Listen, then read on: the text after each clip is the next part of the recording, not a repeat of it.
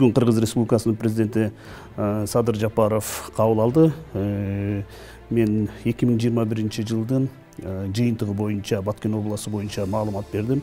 Бул биринчи маселе социал-экономикалык маселелер. Ошол менен бирге атайын президенттин жарлыгы чыккан калыбына келтирүү иштери боюнча бул боюнча маселени маалымат бердим. Ошол менен бирге ошол Баткен областындагы чегерага жакын жайгашкан айылдарга өзгөчө басым койду президент.